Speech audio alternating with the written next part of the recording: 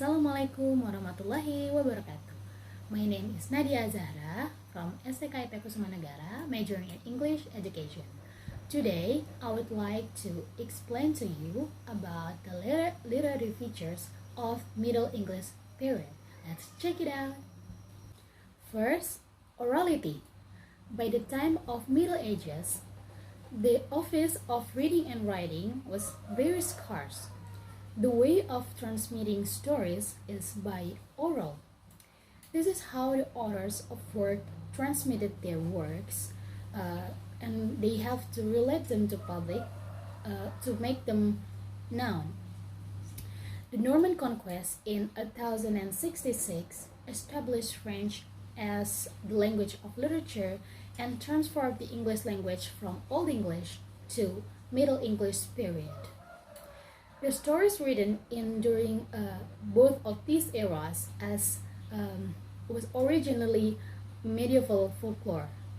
Tales also transmitted orally, and since most of the population was illiterate, books are continued to read out loud to an audience so that the audience can understand and can relate themselves with the works of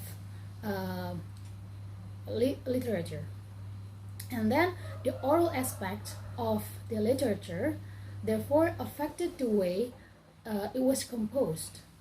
Writers wrote for a performance of their works rather than a private reading of solitude. Secondly, as language. Literary works were originally composed in Latin, but poets began writing in vernacular or the common language of the people as early as the 7th century. Vernacular language or vernacular literature was further popularized in Britain and the Kingdom of Wessex by Alfred the Great in an attempt to encourage widespread literacy, and other regions then followed suit.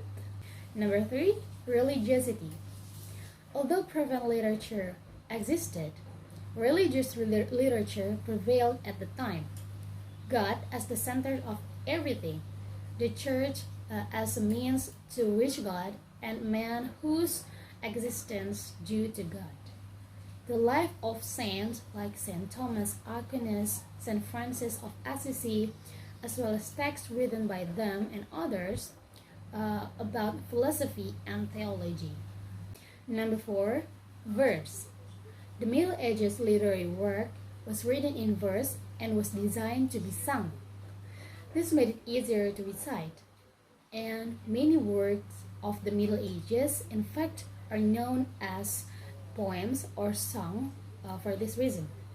And then, for entertainment and escape from daily life, people are usually listened to a storyteller read a good book from verse, and then lyric poetry, ballad, and hymns were poetry.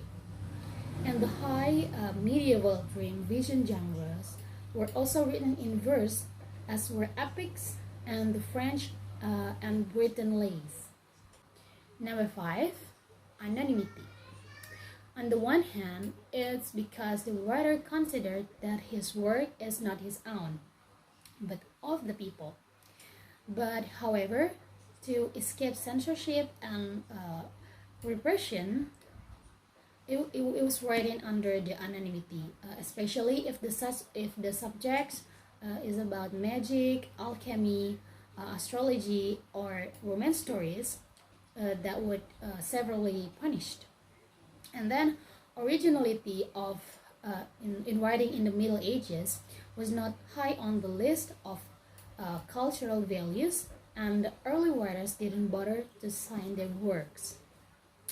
And then the actual names of many of the most famous literary works is still unknown, and then Mary the French is not the actual name of the man who wrote the famous lays.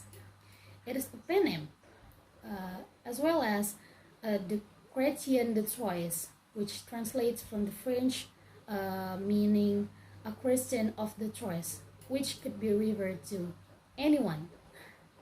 It was not until the 13th and 14th centuries the authors began to writing under their works, writing their names under the works, and but whether known or anonymous, these writers created some of the greatest works in literature in history.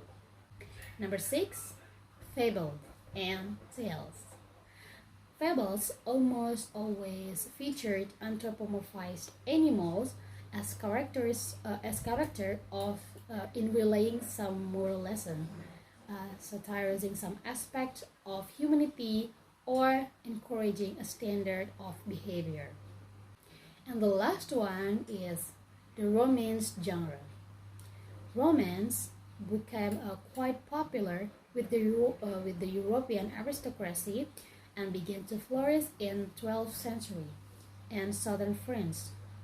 The Romance genre, whether given in poetry or prose, relies on the audience acceptance of the concept that true love can never last or it is unattainable.